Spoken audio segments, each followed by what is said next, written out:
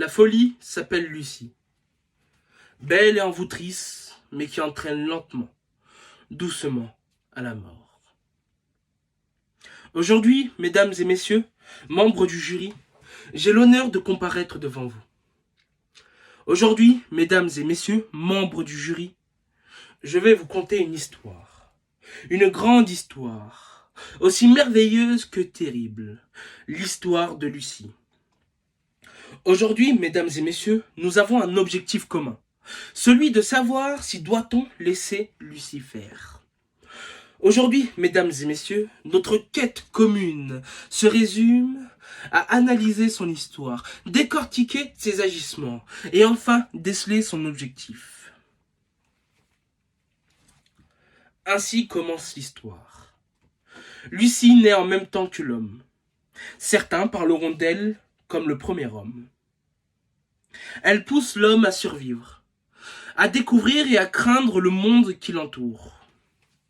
À cet instant de l'histoire, Lucie est un instinct primaire, une entité, un moyen de développement de l'humanité.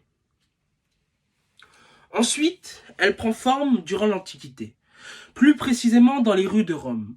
On lui donne le nom de Lux, la lumière. La lumière en tant que spectre lumineux, mais aussi la lumière en tant que vérité, celle qui éclaire les hommes, qui éclaire l'intellect. Elle inculque à l'homme de nombreux principes, comme la justice, la république, la démocratie ou encore la liberté. C'est dans les récits religieux que le destin de Lucie change. Son visage mue et se modifie. Lucie, représentée par Lucifer, l'ange porteur de lumière, porteur de vérité. C'est le plus beau des anges au paradis, mais ce statut le remplit d'arrogance et de vanité. Et cette arrogance le pousse à se révolter contre le boss final. Ce dernier lui répond d'un revers de la main gauche et le bannit du paradis. Lucie, ou Lucifer, rempli de haine, se réfugie dans les ténèbres. Devient le mal, le maître des enfers, Satan. Elle guide les hommes perdus dans le désespoir, corrompt son cœur et guide ses actions. Après s'être imposée dans le domaine cultuel, Lucie s'est créée une carrière d'enfer dans le domaine culturel. Elle est présente dans toutes les formes d'art, de Gustave Flaubert à Stephen King.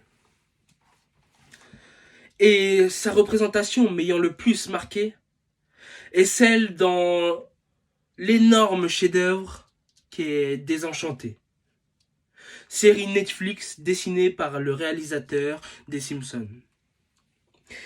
Ici, dans cette œuvre, on retrouve Lucie, un petit démon, qui conseille et assiste une jeune et innocente princesse. Au premier abord, c'est un acte louable. Lucie apparaît comme une véritable amie, qui soutient cette jeune et innocente princesse.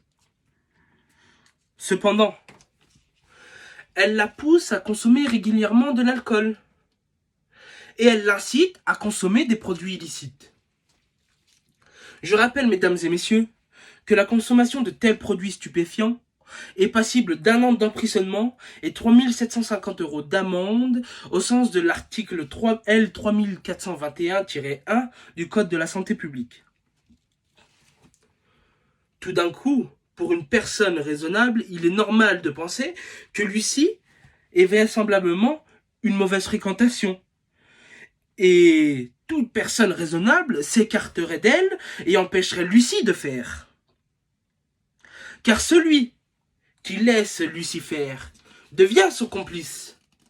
Ainsi pensait Einstein, qui disait que la dangerosité de ce monde ne provenait pas de ceux qui causent le mal, ou du moins pas tant de ceux qui causent le mal, mais de ceux qui assistent, qui laissent faire et qui regardent. En effet, comment ne pas penser que celui qui laisse le pickpocket faire n'est pas complice du vol? Le passant passif, au vu de l'agression d'une fille sans défense et complice de l'agression commise. Mais sa passivité ne provient-elle pas d'une petite voix, une petite voix murmurée à l'oreille? Ces mots sont ceux de Lucie. Et je l'affirme.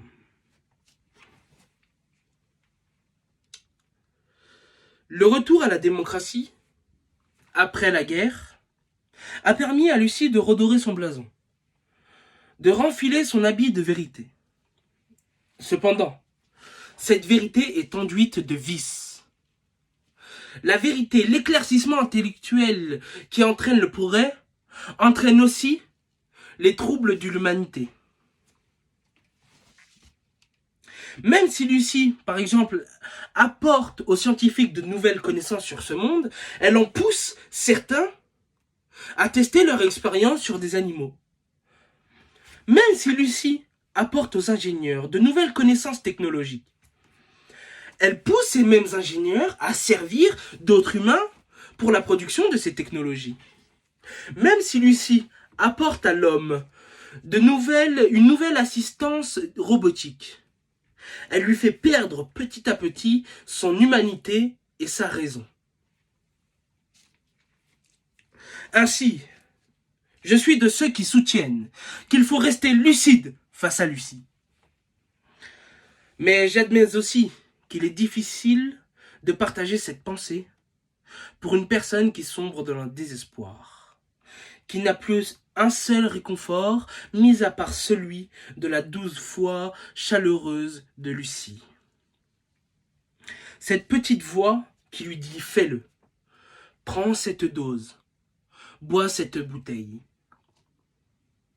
Cette voix envoûtrice, j'affirme que c'est celle de Lucie.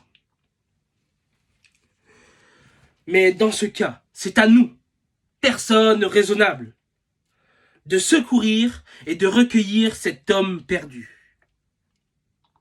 Notre seule solution face à Lucie, c'est la solidarité, cette union solide.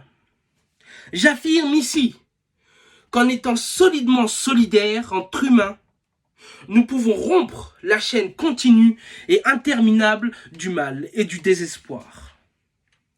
Mais pour certains, cela semble être une illusion dérisoire, un beau rêve que jamais on n'atteindra, où tout le monde serait joyeux et content. Mais je réponds à ces gens-là que cela est ma vision de vie et que ce rêve me permettra à tout jamais d'empêcher Lucie de faire. Ainsi s'achève notre quête, notre histoire, notre aventure, avec la découverte de cet enseignement que j'aimerais que vous reteniez. Cet enseignement qui indique qu'il ne faut jamais laisser Lucie faire et que pour y parvenir, il suffit d'être solidaire.